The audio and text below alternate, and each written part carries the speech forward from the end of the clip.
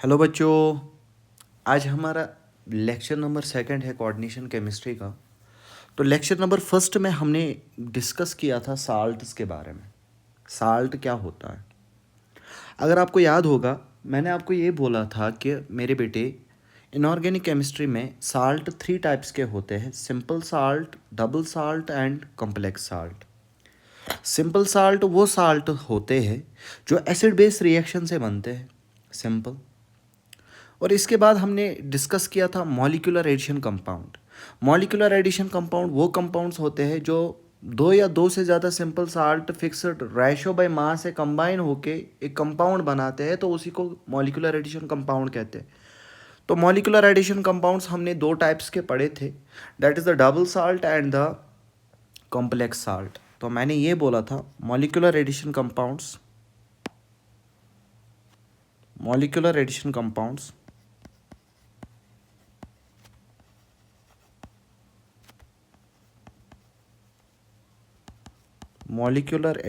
Compounds two types के होते हैं, ठीक है ना मेरे बेटे? एक तो डबल साल्ट, दूसरा होता था कॉम्प्लेक्स कंपाउंड।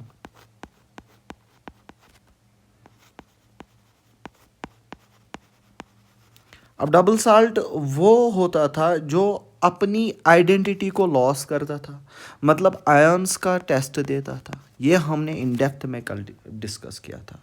और कॉम्प्लेक्स साल्ट के दो टाइप्स निकलते थे, एक तो परफेक्ट कॉम्प्लेक्स साल्ट, और सेकेंड वन था imperfect imperfect complex salt.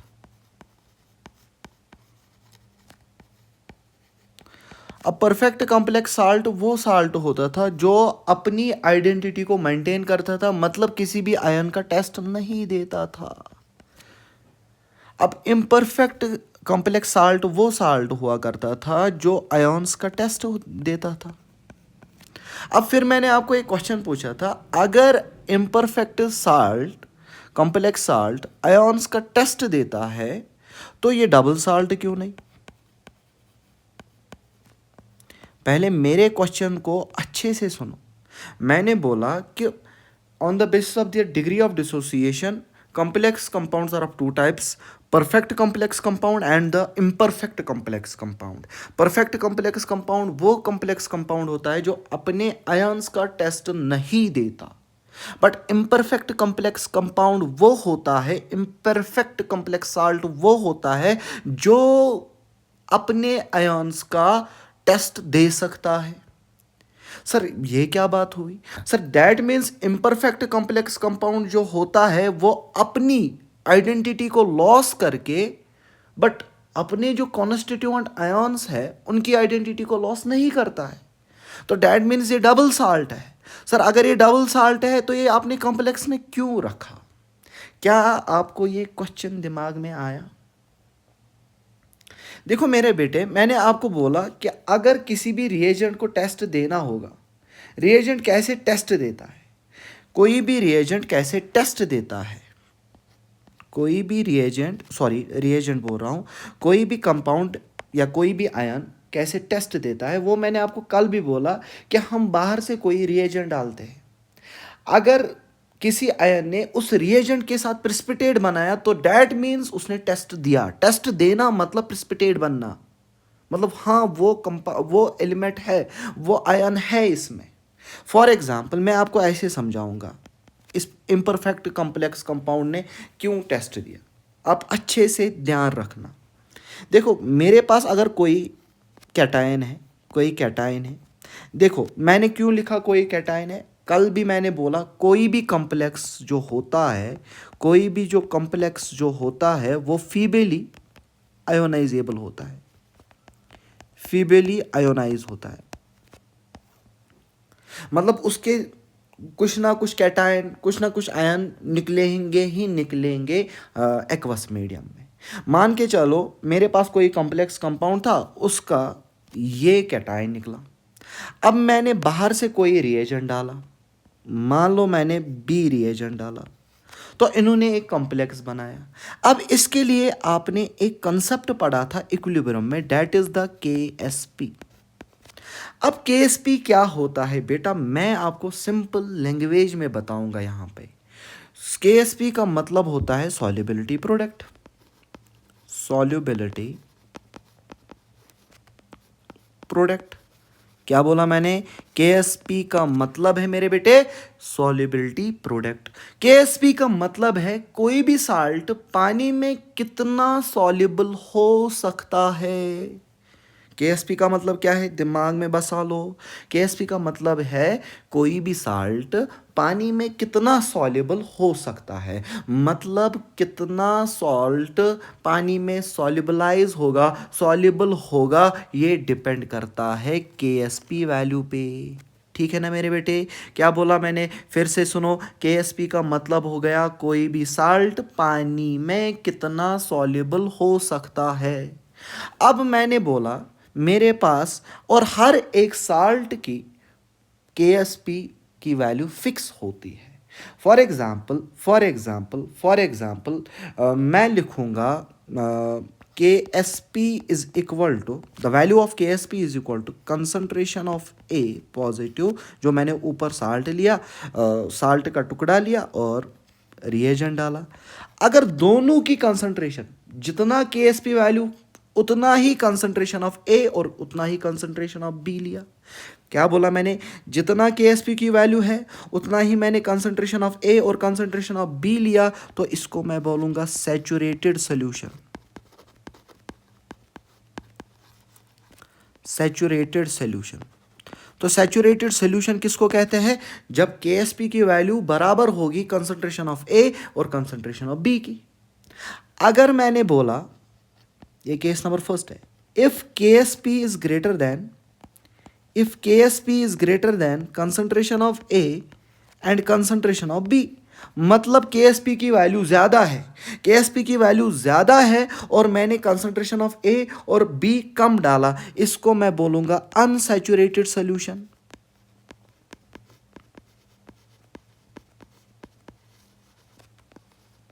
Unsaturated solution. Similarly अगर मैं बोलूँगा if KSP value, if KSP value ज़्यादा है, सॉरी कम है, अगर KSP की वैल्यू कम है किससे, concentration of A positive and concentration of B, मतलब KSP की वैल्यू कम है, KSP जितना घुलना था हमने उससे ज़्यादा साल्ट डाला, तो यहाँ पे इस कंडीशन को कहते हैं, इस चीज़ को कहते हैं सुपर सैचुरेटेड सोल्यूशन या super saturated solution. Sorry unsaturated नहीं, सुपर सैचुरेटेड सोल्यूशन। अब समझ में आया सैचुरेटेड सोल्यूशन क्या है, अनसैचुरेटेड सोल्यूशन क्या है। सैचुरेटेड सोल्यूशन मतलब गायब हो गया, के एस पी की वैल्यू कंसंट्रेशन ऑफ जितना हमने कंसंट्रेशन डाला, और अगर के एस पी की वैल्यू बराबर है तो उसको हम बोलेंगे सैचुरेटेड सोल्यूशन। अगर के एस पी की वैल्यू ज़्यादा है और कंसंट्रेशन हमने कम डाली तो हम बोलेंगे अनसैचुरेटेड सोल्यूशन, मतलब और इसमें डिजॉल्व हो सकता होगा। अब केएसपी की वैल्यू कम है, केएसपी की वैल्यू कम है, हम बाहर से कंसंट्रेशन डाल रहे कंसंट्रेशन, इस चीज को आप समझ रहे हो ना। अब इसको हम बोलेंगे सुपर सैचुरेटेड सोल्यूशन। चमका के नहीं चमका। बेटा जी जो मैं पढ़ा रहा हूँ ना, one of the most important concept पढ़ा रहा हूँ, one of the most important concept. अब देखो, अब मैंने क्या बोला, इफ केएसपी की वैल्यू, इफ, आप अच्छे से समझ, if K S P is less than concentration of A and concentration of B, मतलब साल्ट की कंसंट्रेशन हमने बाहर से कंसंट्रेशन बहुत ज़्यादा डाली, के एस पी का वैल्यू कम है एंड अनसैचुरेटेड सोल्यूशन। अब जब सॉरी सुपर सैचुरेटेड सोल्यूशन बनेगा, मतलब डिजॉल्व ही नहीं होगा। जब डिजॉल्व ही नहीं होगा, क्या मैं बोलूँगा this is the condition of precipitation, this is the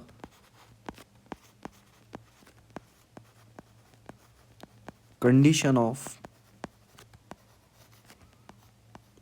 precipitation. हाँ या ना, ये बहुत ज़्यादा इंपॉर्टेंट बोल रहा हूँ जो मैं ये वाला कंसेप्ट बता रहा हूँ। कंसेप्ट क्या है, अगर KSP की वैल्यू कम है, बाहर से आप ज़्यादा डाल रहे हो तो प्रिसिपिटेशन आएगा ही आएगा।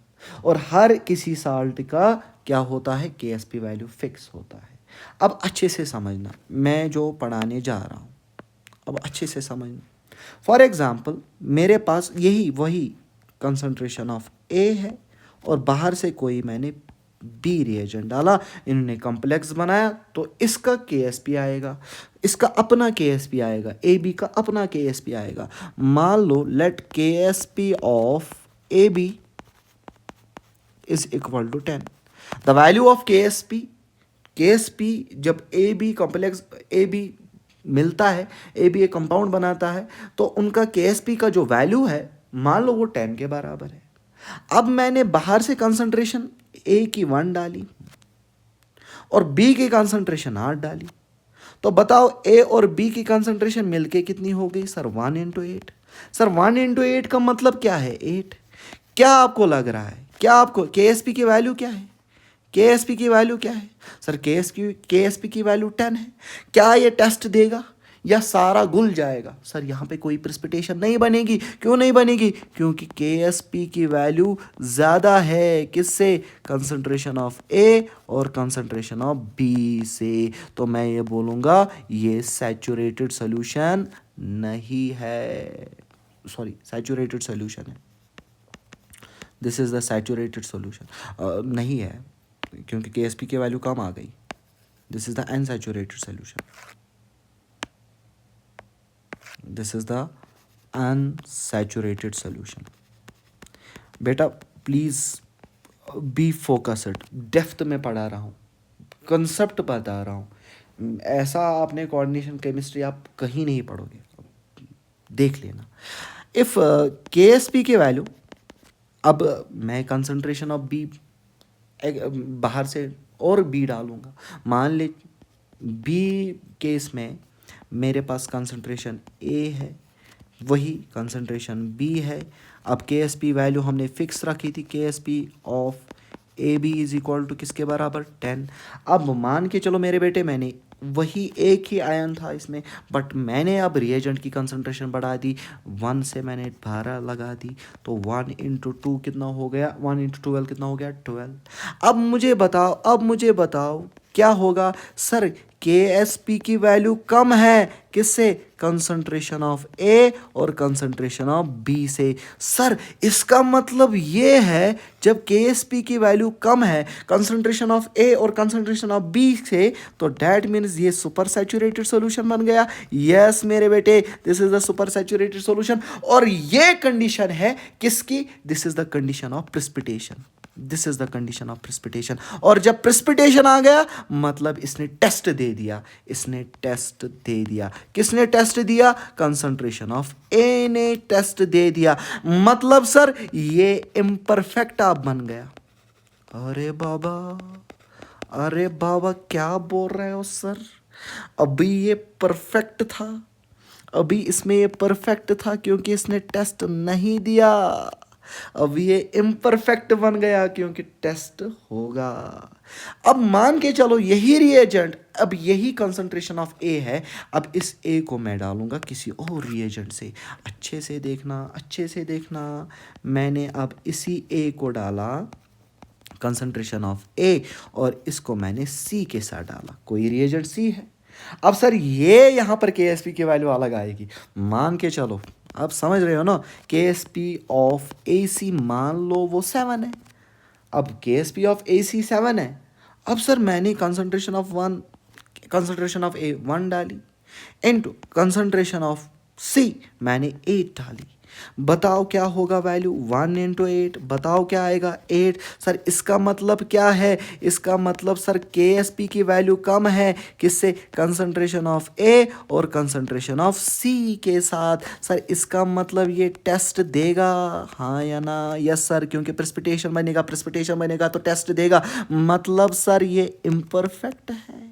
यस सर ये इम्परफेक्ट है। सर क्या मैं यहाँ पे ये कंक्लूजन निकाल सकता हूँ, कभी ये जो ए है, कभी ये ए किसी के साथ, कभी ये ए किसी के साथ, कभी ये ए किसी के साथ रिएजेंट बनाता है, ये टेस्ट देता है, कभी ये ए किसी के साथ टेस्ट नहीं देता है। ये सारा कुछ डिपेंड करता है केएसपी वैल्यू पे। सर क्या मुझे ये समझ में आ रहा है? There is no sharp line between, कोई शार्प लाइन है ही नहीं परफेक्ट और इम्परफेक्ट के बीच में, कोई शार्प लाइन है ही नहीं परफेक्ट और इम्परफेक्ट के बीच में। ये सारा कुछ डिपेंडेंट होता है केएसपी वैल्यू पे, केएसपी वैल्यू पे। और मेरे बेटे अब आप समझ चुके होंगे मैंने इसको क्यों डबल साल्ट में नहीं रखा था। और क्योंकि आप एक चीज़ ये भी नोट रखिएगा कि जो डबल साल्ट होता है उसमें 100% डिसोसिएशन होता है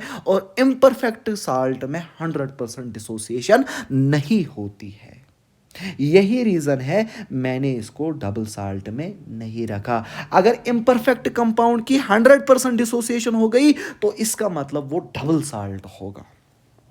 ठीक है, अब इसके बाद हम पढ़ेंगे next topic, that is the representation of complex. Representation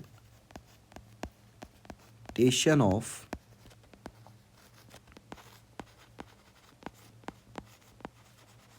complex. अब एक कॉम्प्लेक्स को हम कैसे रिप्रेजेंट करेंगे? अब मेरे बेटे फ़िलहाल के तौर पर मैं आपको लेमेन्स लैंग्वेज में बताऊंगा। मैंने एक स्क्वायर ब्रैकेट बनाया ऐसे, इसके अंदर कोई m लिखा, कुछ m लिखा और l लिखा, l के नीचे x रखा और ब्रैकेट क्लोज, इसके ऊपर प्लस या माइनस n रखा। This is the representation of an complex. एक कॉम्प्लेक्स की रिप्रेजेंटेशन ये होती है, एक स्क्वायर ब्रैकेट होता है, उसके अंदर कोई m होता है, उसके साथ l होता है, l के साथ कितने l होंगे वही x है, और प्लस माइनस n होता है कॉम्प्लेक्स के बाहर।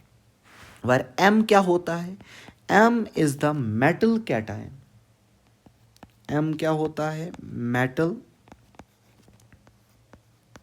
कैटायन, या इसको हम मेटल कैटायन कहते हैं या इसको मेटल एटम बोलते हैं।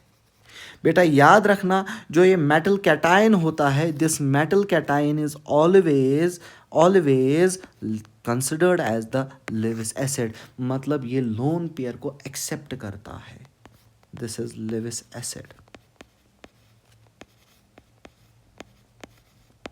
इसी तरह मेरे पास second one is L. L क्या होता है? L is the ligand. अब लिगेंड्स क्या होते हैं अगले लेक्चर में हम डेप्थ में पढ़ेंगे। फिलहाल आप ऐसे याद रखो कि लिगेंड एक लोन पेयर डोनेटिंग स्पीशीज होती है। लिगेंड एक लोन पेयर डोनेटिंग स्पीशीज, ये अपने लोन पेयर को डोनेट करता है। एक्स क्या है? एक्स क्या है? X is the number of ligands.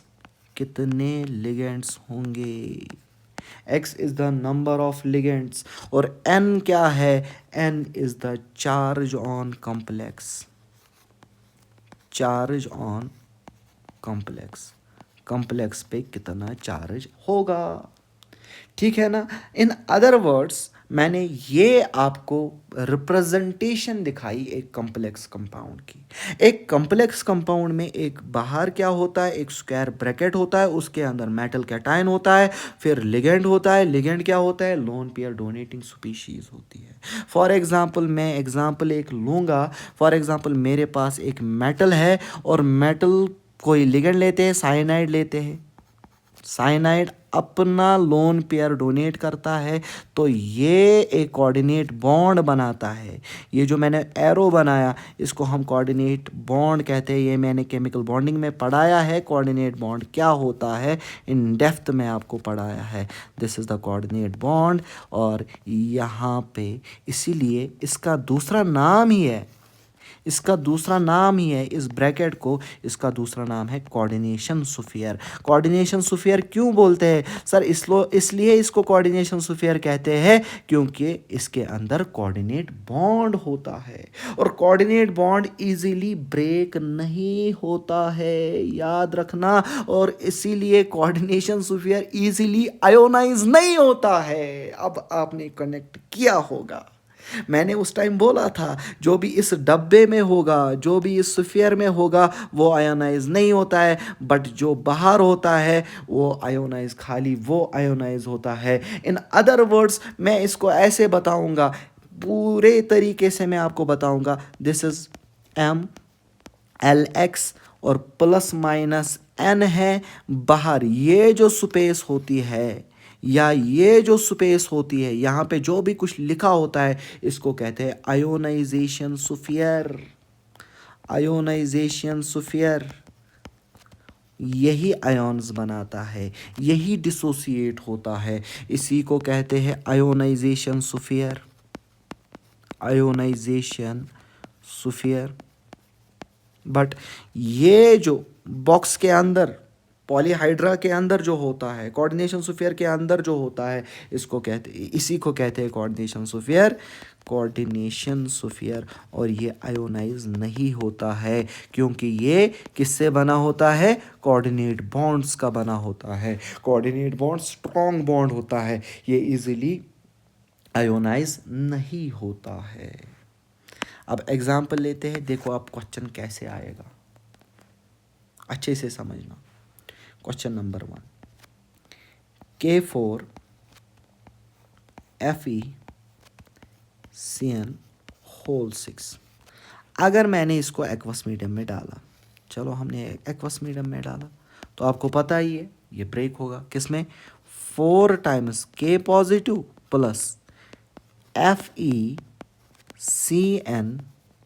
Whole 6 minus 4। क्यों? क्योंकि 4 पॉजिटिव बाहर निकली, तो इस पे चार्ज क्या आएगा? -4। सॉल्व है ना। अब मेरे बेटे जो इस बॉक्स में होता है वो तो ब्रेक नहीं होता है, वो आयोनाइज नहीं होता है। अब क्वेश्चन नंबर फर्स्ट क्या आएगा? Total number of ions. बताओ इसमें टोटल आयंस कितने होंगे?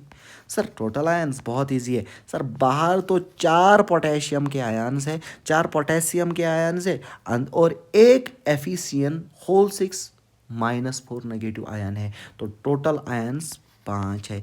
ये 4, ये 1, तो हो गया 5। अब सेकंड क्वेश्चन आएगा, प्रेसिपिटेट आयंस, PPT आयन, या इसी को वो कभी क्वेश्चन में बोलेगा काउंटर आयन। अब काउंटर आयन प्रेसिपिटेट कौन देगा? सर प्रेसिपिटेट वही देता है जो आयोनाइज होता है। बाहर रिएजेंट डालेंगे हम वही। सर कौन है यहाँ पे प्रेसिपिटेट आयन? पोटेशियम, और ये पोटेशियम आयन कितने हैं? 4 है, तो प्रेसिपिटेट आयंस कितने आएंगे? 4 आएंगे मेरे बेटे, 4। समझ में आ रही है बात? इसी तरह क्वेश्चन आएगा, लिविस बेस कौन है? लिविस बेस, लिविस बेस का मतलब लोन पेयर को डोनेट करता कौन है? सर इसमें लोन पेयर डोनेट करता है ये ligand, that is cyanide minus. समझ में आ रही है बात? इसी तरह वो बोलेगा फोर्थ क्वेश्चन, लिविस एसिड कौन है? लोन पेयर एक्सेप्टर कौन होता है? A for acid, A for acceptor, वो आयरन होगा। समझ में आई बात? Fe पॉजिटिव होगा। क्लियर हो गया? अब सेकंड क्वेश्चन, इसी को थोड़ा सा रिवाइज करेंगे। दूसरा क्वेश्चन पूछूंगा मैं, आप जब तक मैं क्वेश्चन लिखूंगा आप इसको एक बार दिमाग में बसा लीजिए और क्वेश्चन का आंसर दीजिए। वीडियो को पॉज करना और क्वेश्चन का आंसर देना, फिर क्वेश्चन चेक करना हमने सही किया कि नहीं किया। CuNH3 होल 4 SO4, इसको ब्रेक करते हैं तो क्या बनेगा? ये तो ऐसे ही रहेगा, that is CuNH3 whole 4 -2 plus sulphate SO4 di negative. समझ में आ रही है बात? अब अगर मैं क्वेश्चन बोलूँगा टोटल आयंस कितने हैं, टोटल आयंस कितने हैं, तो आप क्या बोलोगे? सर टोटल आयंस चेक करते हैं। सर 1 और 1 कितने हो गए? 2। सेकंड क्वेश्चन बोलूँगा मैं, तो प्रेसिपिटेट आयन या काउंटर आयन कितने हैं? काउंटर आयंस कितने हैं? Counter ion, sir counter ion वो जो आयोनाइजेशन स्फीयर में होते हैं। यस बेटा, सर आयोनाइजेशन स्फीयर में तो एक ही आयन है सल्फेट, तो काउंटर आयन एक ही है। सर थर्ड क्वेश्चन इसका क्या आएगा? लिविस एसिड कौन है? लिविस एसिड कौन है? सर लेविस एसिड जो लोन पेयर को एक्सेप्ट करता है वो कॉपर है, Lewis acid is copper di positive. Sir fourth one is Lewis base, Lewis base कौन है जो लोन पेयर को डोनेट करे, sir that's ammonia NH3।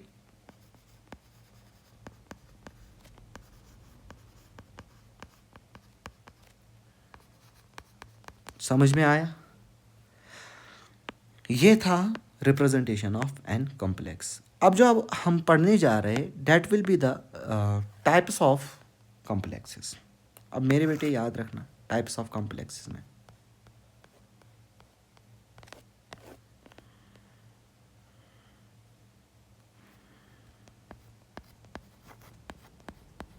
Types of complex.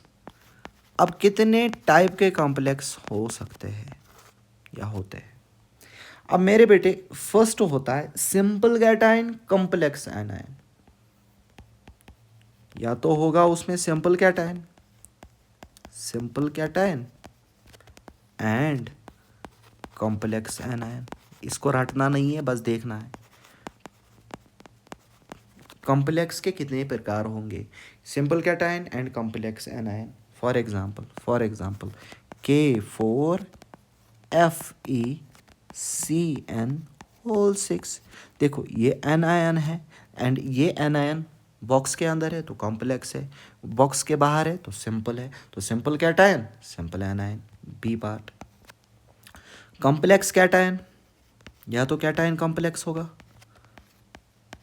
Complex cation and simple anion, complex cation and simple anion. Example लेंगे CuNH3 SO4 नेगेटिव। देखो SO4 di negative simple anion है, but ये क्या होगा कॉम्प्लेक्स कैटायन। समझ में आई बात?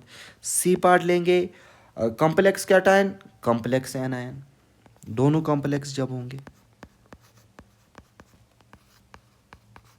Complex cation and complex anion, दोनों मतलब कैटायन भी कॉम्प्लेक्स एनायन भी कॉम्प्लेक्स। फॉर एग्जांपल PtNH3 और PtCl। ठीक है, दोनों कॉम्प्लेक्स कैटायन भी है कॉम्प्लेक्स एनायन भी है। D part is the neutral complex, और एक आता है that is the neutral complex.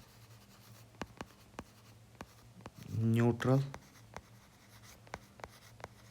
Complex that will be, इसके एग्जांपल लेंगे NiCO4। ठीक है, तो ये था types of complex compounds. Types of complex compounds में मैंने बोला simple cation complex anion, complex cation simple anion, complex cation complex anion and neutral complex. इसी के साथ साल्ट वाला पोर्शन कंप्लीट हो गया। अब जो हम डिस्कस करने जा रहे हैं that will be the most important theory, that will be the Warners theory, Warner की थ्योरी। अब बेटा जो ये वार्नर था, वार्नर साहिब बहुत कमाल के गजब के साइंटिस्ट थे। ये वो साइंटिस्ट थे जिनने उस ज़माने के साइंटिस्ट का दिमाग ही ख़राब किया। इवन दो कि इनको बताया गया कि ये पागल है। क्यों पागल है? क्योंकि इन्होंने जो समझाया था that was the bonding of the complex compounds. एक कॉम्प्लेक्स कंपाउंड कैसे बॉन्ड बनाता है, उनने वो समझाया। हम सिंपल केमिकल बॉन्डिंग पढ़ते हैं, simple chemical bond covalent bond पढ़ते हैं, हमारे पसीने छूट जाते हैं। तो ये जो वार्नर साहब थे, वार्नर साहब वो साइंटिस्ट थे जिनने कॉम्प्लेक्स कंपाउंड की बॉन्डिंग सिखाई। तो फिर जब लेटर ऑन स्टडीज़ होती गई तो देखा गया जो वार्नर साहब ने बोला वो सच है। तो वार्नर साहब को फिर फर्स्ट नोबेल प्राइज़ मिल गया था इनऑर्गेनिक केमिस्ट्री का। First Nobel price inorganic chemistry का मिला था वार्नर साहब को। इसीलिए वार्नर को कहते हैं फादर ऑफ कोऑर्डिनेशन केमिस्ट्री भी। Father of coordination chemistry is the Warner. अब तो देखिए ये इम्पॉर्टेंट है, इतनी इम्पॉर्टेंट थ्योरी है।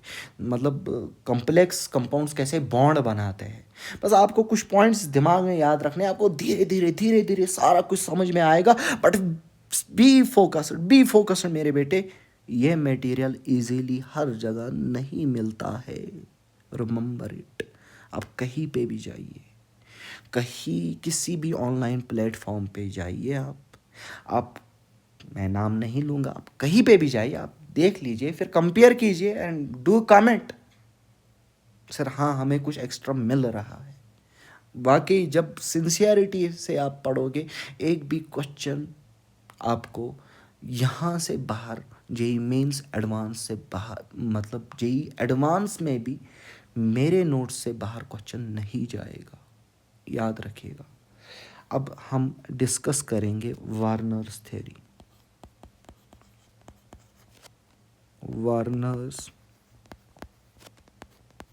थोड़ा सा बिजी होता हूँ, इसीलिए कंटिन्यूसली लेक्चर नहीं डालता हूँ, बट इंशाल्लाह आई विल ट्राई कि मैं अब कंटिन्यूसली लेक्चर्स को अपलोड करूँ। वार्नर थ्योरी में, अब इसमें वार्नर के बारे में थोड़ा सा लिखना, first Nobel prize, although it is not important but ऐसे ही, it's not first Nobel prize किसमें, IOC, inorganic chemistry, father of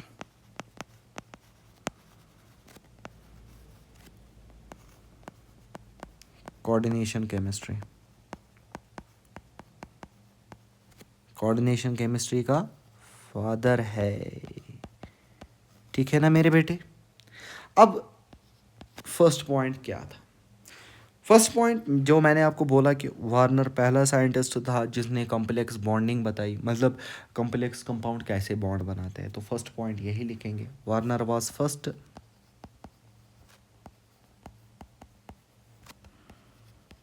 Warner was first scientist who tried to explain bonding in किसमें, in complex compound, who tried to explain bonding in complex compound, जिनने bonding explain करनी चाहिए किसमें, complex compound में। तो first point इसने क्या बोला, प्लीज़ रिमेंबर इट, थोड़ा सा टिपिकल है बट लेटर ऑन आपको सारा कुछ समझ में आएगा, बी विद मी। वार्नर ने ये बोला कि मेटल कैटाइन के पास दो वैलेंसीज होती है, there are two types of valencies in metal cation first point इसने ये बोला कि मेटल कैटाइन के पास दो टाइप के वैलेंसीज होती है, प्राइमरी वैलेंसी और सेकेंडरी वैलेंसी। फिर से सुनो, फिर से दोहराओ, दिमाग में बसा लो, क्या बोला इसने, according to Werner every metal cation has two types of valencies, that is primary valency and secondary valency. According to Warner, every metal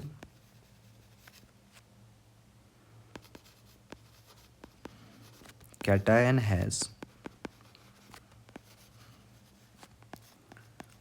two types of valency. क्या क्या, primary valency and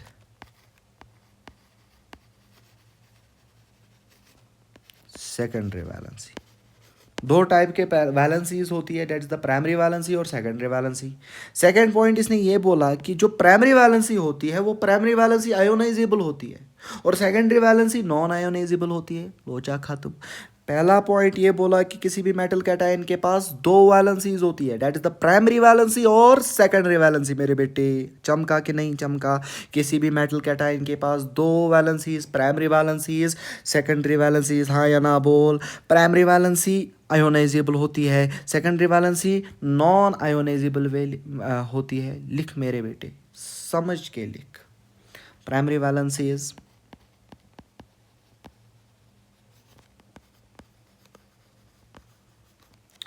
Primary valency is ionizable. Primary valency होती है ionisable and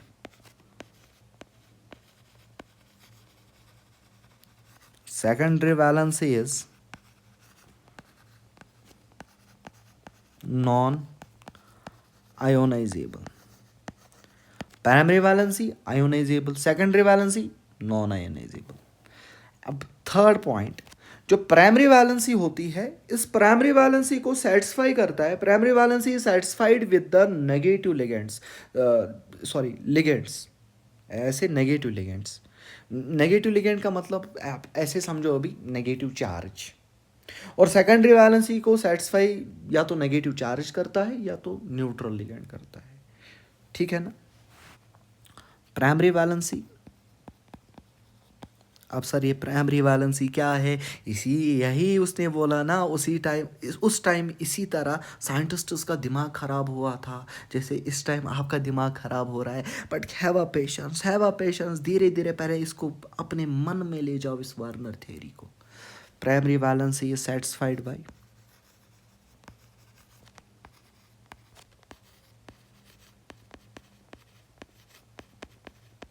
primary valency is satisfied with negative ligands. याद रखना है किस ligand से satisfy होती है. Secondary valency is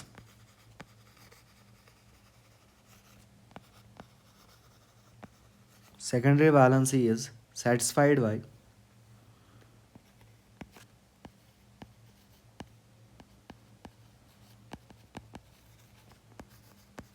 either negative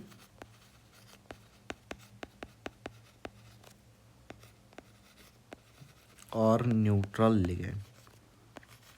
या तो नेगेटिव लिगेंड से या तो न्यूट्रल लिगेंड से. नोट दिस पॉइंट कि positive ligands were not discovered at that time. Note point लिखेंगे क्या, प्लीज़ ये याद रखना, पॉजिटिव लिगेंड के बारे में कुछ नहीं. पॉजिटिव लिगेंड्स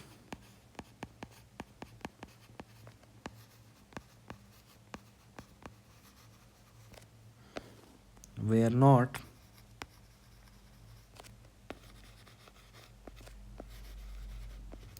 discovered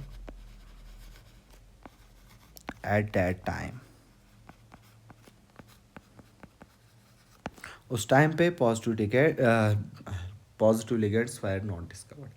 अब मैं कुछ बता रहा हूँ, खास ख्याल रखना. In modern terminology positive ligand को हम मॉडर्न टर्मिनोलॉजी में positive ligand is corresponding to oxidation number. मतलब sir primary valency oxidation number को कॉरस्पॉन्डिंग होती है और secondary valency corresponds to the coordination number. अब सर कोऑर्डिनेशन नंबर क्या होता है, धीरे धीरे गांठ खुलती है, एक साथ नहीं समझ में आता है, बट जैसे पढ़ा रहा हूँ वैसे ही पढ़ लो. क्या बोला मैंने इन मॉडर्न टर्मिनोलॉजी. चलो लिखते हैं ये. In modern terminology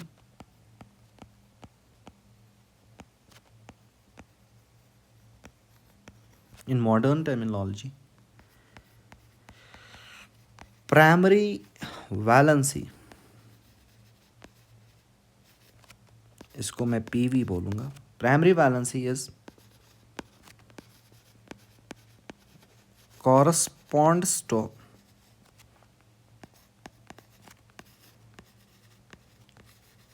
oxidation number.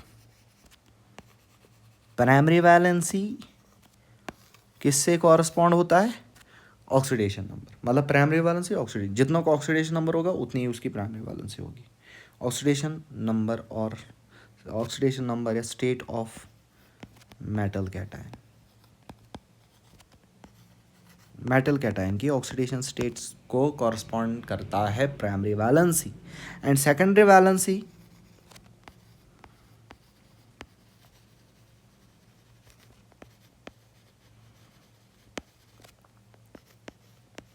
SV is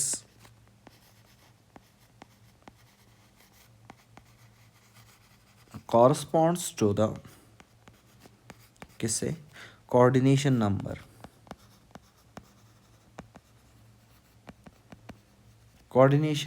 of metal cation coordination number of metal cation. अब मोटा मोटा ऐसे समझो कोऑर्डिनेशन नंबर का मतलब हो गया कितने लिगेंड्स डोनेट हो रहे हैं, कितने लिगेंड्स मेटल कैटायन को डोनेट हो रहे हैं, कितने लोन पेयर्स, सिंपल ऐसे कितने lone pair metal cation gain करता है, या कितने लिगेंड्स अटैच होते हैं, कितने लिगेंड्स, सिंपल लैंग्वेज में बोल रहा हूँ। कोऑर्डिनेशन नंबर का मतलब हो गया कितने लिगेंड्स मेटल कैटायन के साथ अटैच है। अगर मैंने बोला किसी मेटल कैटायन के साथ 4 लिगेंड्स अटैच है तो उसका कोऑर्डिनेशन नंबर 4 होगा। अगर मैंने बोला किसी मेटल एटम के साथ 6 लिगेंड्स आपस में अटैच है तो उसका कोऑर्डिनेशन नंबर 6 होगा। जैसे मैंने इधर देखा, इधर देखो, इधर देखो, ये एक लिगेंड, ये दूसरा लिगेंड, ये तीसरा लिगेंड, ये fourth one, fifth one, sixth one, कितने लिगेंड्स है यहाँ पे? 6 लिगेंड्स है ना, यहाँ पे 6 लिगेंड्स है। सर 6 लिगेंड्स का मतलब क्या है? इसका कोऑर्डिनेशन नंबर 6 होगा। तो सिंपल समझ में आई बात? क्या बोला मैंने? Primary valency oxidation number of metal cation, secondary valency coordination number of metal cation, coordination number कितने लिगेंड्स अटैच है मेटल कैटायन के साथ, सिंपल। अब इसके बाद हर किसी मेटल कैटायन की फिक्स सेकेंडरी वैलेंसी होती है। तो दिमाग में ये बसाना है कि हर किसी मेटल एटम का कोऑर्डिनेशन नंबर फिक्स होगा।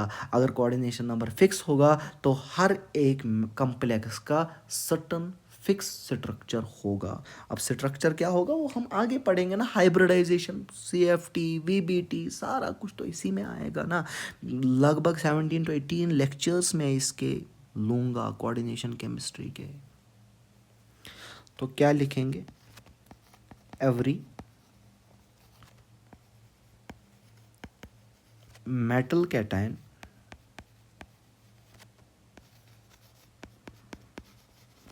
हैज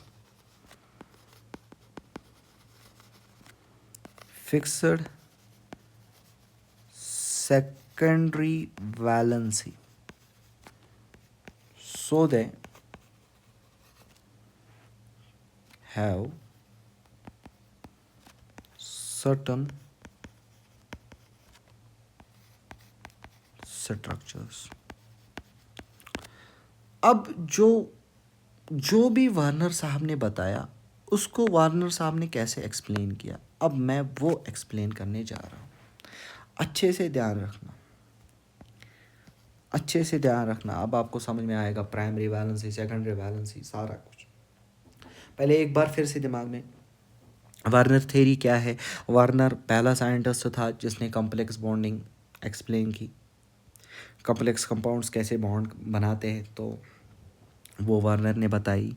वार्नर के हिसाब से मेटल कैटायन के 2 वैलेंसीज होती है, तो एक तो प्राइमरी वैलेंसी होती है, दूसरी सेकेंडरी वैलेंसी होती है। प्राइमरी वैलेंसी आयोनाइजेबल होती है, सेकेंडरी वैलेंसी नॉन आयोनाइजेबल होती है।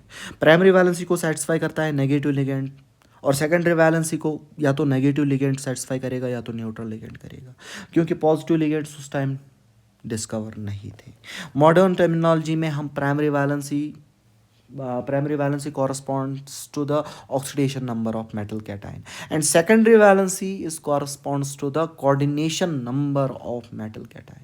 और इसके बाद और एक इम्पॉर्टेंट पॉइंट है कि every metal cation has a fixed secondary valency, मतलब उसका कोऑर्डिनेशन नंबर फिक्स होता है, तो उसका मतलब उनका एक सर्टन स्ट्रक्चर आएगा। अब देखो एग्जांपल, जो वार्नर सर थे उनने बोला कि जो मेरे पास ये कोबाल्ट है, कोबाल्ट जब इसकी ऑक्सीडेशन स्टेट +3 होता है तो इसका कोऑर्डिनेशन नंबर 6 होता है। अब ये कोऑर्डिनेशन नंबर 6 कैसे आ गया, क्यों आ गया बेटा जी, अभी मैं एक्सप्लेन कर रहा हूँ। तो ये वार्नर ने बोला कोऑर्डिनेशन नंबर, क्या बोला? जो आए ऐसा सीखा करो, जो आया वही याद कर लो। सर ने बोला कोऑर्डिनेशन नंबर 6 कोबाल्ट का होता है जब उसकी ऑक्सीडेशन स्टेट +3 होती है, सिंपल। कोबाल्ट +3 में कोऑर्डिनेशन नंबर 6। कोऑर्डिनेशन नंबर 6 का मतलब 6 लिगेंड होने चाहिए इसके पास, 6 लिगेंड, 6 लिगेंड, सेकेंडरी वैलेंसी 6 होगी। अब मैं एग्जांपल लूँगा जो एनसीईआरटी में लिखा है वैसे ही, और जो इसने एक्सप्लेन किया था वार्नर ने वैसे ही हम देखो। फर्स्ट थिंग इसने क्या लिखा, COCl3 डॉट 6 टाइम्स NH3, इसको हमने ट्रीट करवाया एक्सेस ऑफ AgNO3 के साथ। तो यहाँ पे क्या बन गया, यहाँ पे 3 मोल्स ऑफ AgCl का प्रेसिपिटेट बन गया, और ये वाइट PPT था। मतलब सर इसने प्रेसिपिटेशन दिखाया 3 मोल्स का। अब सर इसकी सर कुछ समझ में नहीं आ रहा है। देखो मॉडर्न टर्मिनोलॉजी में हमने इसको कैसे ब्रेक किया, अच्छे से समझना। मेरे पास क्या था, हम पहले एक बॉक्स बनाएंगे, एक कोऑर्डिनेशन स्फीयर बनाएंगे, उसमें क्या लिखेंगे, मेटल। मेटल कौन है, कोबाल्ट। कोबाल्ट का चार्ज +3 है। कितने लिगेंड्स होंगे, 6 लिगेंड्स। अब देखो अमोनिया भी डोनेट करता है लोन पेयर, और क्लोरीन भी डोनेट करता है लोन पेयर। सर कैसे लिगेंड्स आएगा कल लेक्चर, बट रिमेंबर इट। अब मेरे पास अमोनिया भी है और Cl भी है। अब किसको बॉक्स में रखे, बॉक्स में पहली प्रेफरेंस उसको देंगे जो न्यूट्रल होगा। सर न्यूट्रल इज अमोनिया, तो लिखेंगे NH3 whole 6 times, bracket close. क्यों ब्रैकेट हमने क्लोज किया, क्योंकि कोबाल्ट की कोऑर्डिनेशन नंबर 6 है और मैंने 6 अमोनिया दिया। जब मैंने 6 अमोनिया दिया तो इसकी वैलेंसी, सेकेंडरी वैलेंसी सेटिस्फाई हो गई। जब सेकेंडरी वैलेंसी सेटिस्फाई हो गई तो बाहर अब आएंगे 3Cl नेगेटिव, तो Cl3। अब जब इसको पानी में डालेंगे, आपको पता ही है जो डिब्बे में होगा वो टेस्ट नहीं देगा, जो डिब्बे के बाहर होगा वो टेस्ट देगा। कितने आयन्स बाहर है, तो काउंटर आयन्स। अब समझ में आया होगा ना मेरी प्यारी, काउंटर आयन्स कितने हैं, काउंटर आयन्स यहाँ पे 3 है, 3Cl। अब 3Cl 3Ag के साथ मिलेंगे तो बनाएगा 3AgCl प्रेसिपिटेट। समझ में आया। चलो चलो दूसरी एग्जांपल लेंगे। कोई, मुझे पता है ना आपको समझ में नहीं आया ना, आई नो, आपका साबुन ही अलग है ना, मतलब वही जो आपने समझा। देखो CO, ये केस नंबर फर्स्ट था, ये case number second. COCl3 dot 5NH3। ओहो हो सर, क्या कर रहे हो, क्या गजब कर रहे हो, 5NH3 डाल रहे हो। अब इसको मैंने ट्रीट करवाया एक्सेस ऑफ, अरे मैंने नहीं, वार्नर साहब ने, एक्सेस ऑफ AgNO3 ने, तो उसको क्या मिला, 2 मोल्स ऑफ AgCl। आई मर जावा, 2 मोल्स ऑफ AgCl। अब जिसको समझ में आया होगा वो खुद बनाएगा। सर मॉडर्न टर्मिनोलॉजी में हम इसको कैसे कन्वर्ट करेंगे, पहले एक बॉक्स बनाएंगे, उसके अंदर कोबाल्ट लिखेंगे, कोबाल्ट +3 में है तो उसका कोऑर्डिनेशन नंबर 6 आएगा। पहले अमोनिया आएगा, पहले न्यूट्रल लिगेंड लगाते हैं, तो न्यूट्रल लिगेंड 5 ही है तो अमोनिया 5 ही है, बट हमें चाहिए 6। तो बाहर तो 3 क्लोरीन है ना, तो अंदर 1 क्लोरीन आएगा।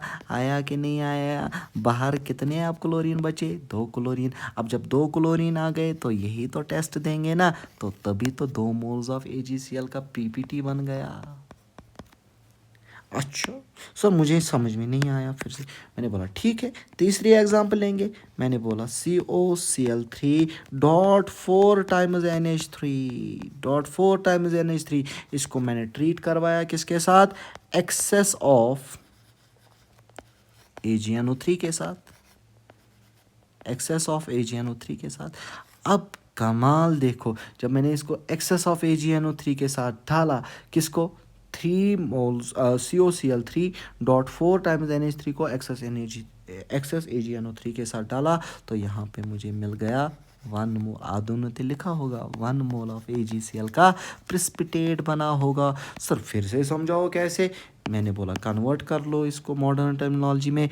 उनने बोला बॉक्स बनाते हैं, यस सर, लिखो मेटल, लिखा मेटल, कोऑर्डिनेशन नंबर, इसका ऑक्सीडेशन नंबर +3 है। जब CO +3 में होगा तो कोऑर्डिनेशन नंबर 6 होगा। पहले न्यूट्रल आएंगे NH3 होल 4। अब इसके पास 4 ही लिगेंड है, कितने लिगेंड होने चाहिए? 6 लिगेंड होने चाहिए। बाहर तो Cl3 भी है, तो अब बाहर से लाएंगे Cl2, बाहर रहेगा एक ही Cl। जब एक ही Cl है तो यही तो प्रेसिपिटेट बनाएगा ना। किसी ने बोला नहीं मानता मैं, नहीं मानता मैं। मैंने बोला मत मान, बेकार है तू। अगर तुम्हें अब भी समझ में नहीं आया, मैंने बोला फिर से लिखो COCl3 डॉट 3 टाइम्स NH3। अब इसको एक्सेस AgNO3 के साथ डाला, एक्सेस AgNO3 के साथ डाला, तो मेरे बेटे कोई प्रेसिपिटेट नहीं मिला, नो प्रेसिपिटेट। खाली रे बाबा, कुछ मिला ही नहीं बाबा। समझ में आ रहा है? किसी ने बोला सर नहीं नहीं नहीं, दिमाग फट रहा है। मैंने बोला फटने दो। क्यों? आपके पास दिमाग नहीं है? तो फिर से बनाएंगे एक स्फीयर CO, कोऑर्डिनेशन नंबर दिमाग में रखना है। Sir oxidation number +3, coordination number +6। Okay, तो मेरे पास NH3 है, 6 कोऑर्डिनेट चाहिए, 6 लिगेंड्स चाहिए, तो 3 ही लिगेंड्स है। बाहर से Cl3 फिर से लाएंगे, तो Cl3 बाहर बचा क्या? कुछ नहीं बचा ना। तो PPT कहाँ से आएगा? No precipitation. समझ में आया कि नहीं आया? यही वार्नर साहब की कथा थी। दिस वॉज द कथा ऑफ वार्नर, जो हमने डिस्कस किया। अब इसके बाद कुछ मैं आपको बताने जा रहा हूँ। According to Werner, according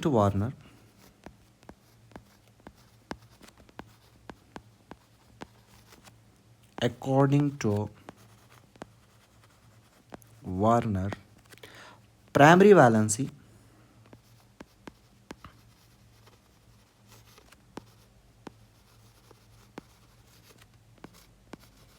PV is represented by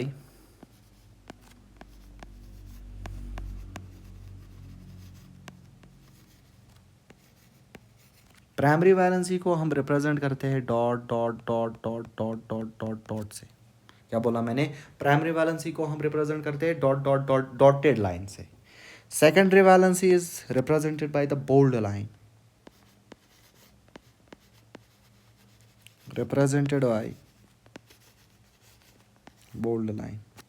primary valency को dot dot dot dot, secondary valency को डॉट लाइन से।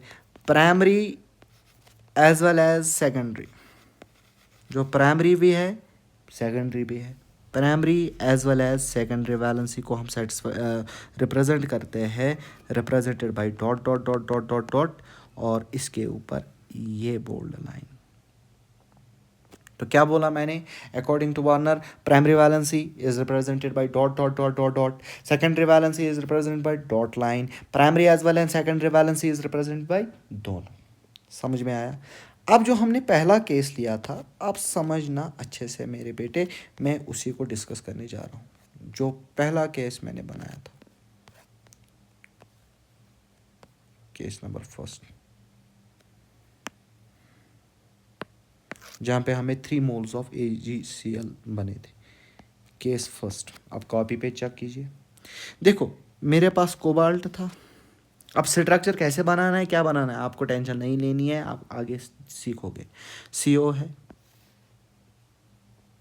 ये NH3 आएगा, ये लिगेंड देगा, ये NH3। सॉरी, पहले मैं वार्नर के हिसाब से बनाऊंगा। वार्नर ने बोला सेकेंडरी वैलेंसी बोल्ड लाइन्स, तो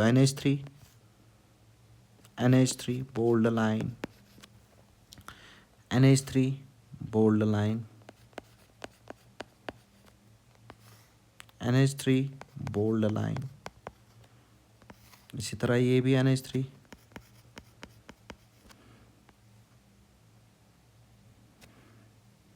और यहाँ से भी क्या आएगा?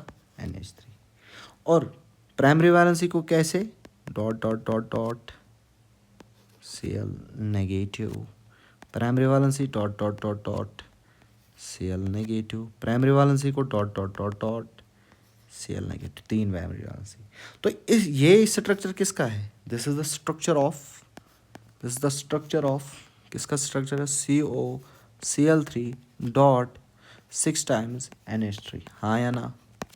अब देखना यहाँ से क्वेश्चन क्या आएंगे, बताएगा बताओ कितनी प्राइमरी वैलेंसी है।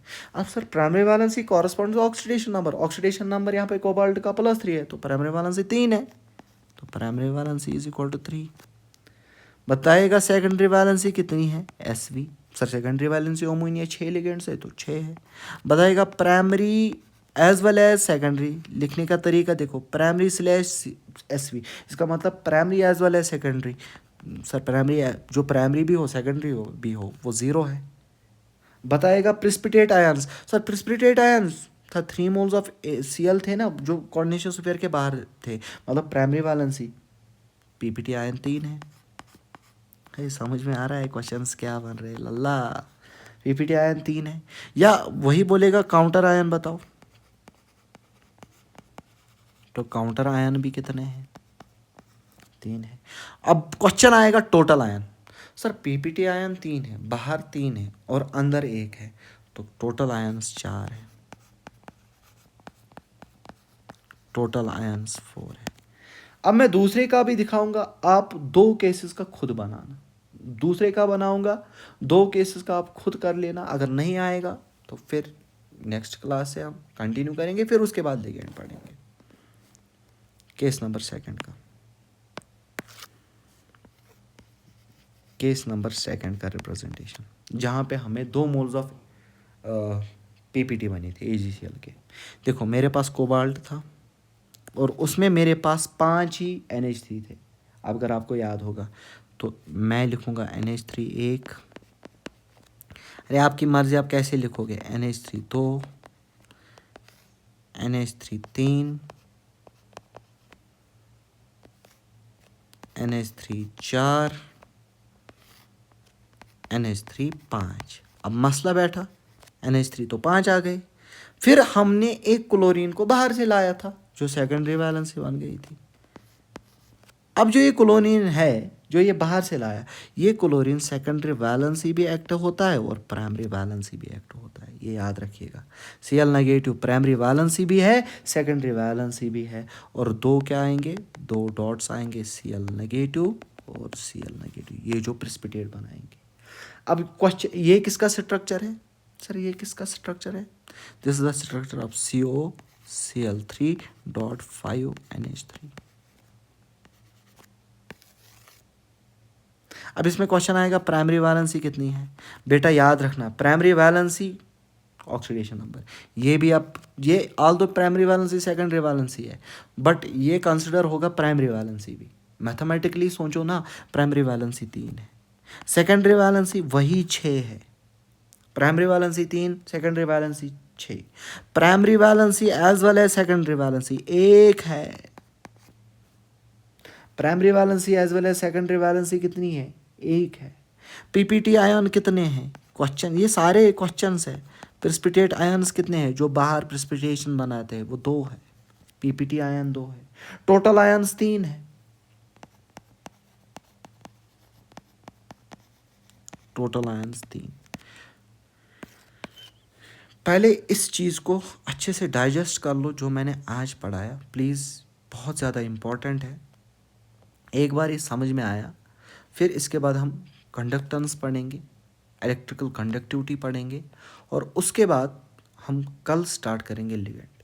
अब थोड़ा सा 5 मिनट का टॉपिक बचा है ये, बट मैं ये चाहता हूँ रेस्ट 2 केसेस आप कीजिएगा, ये होमवर्क है, फिर जब मैं इनको कल डिस्कस करूँगा आप मैच करना, ईमानदारी से अपना काम कर लेना।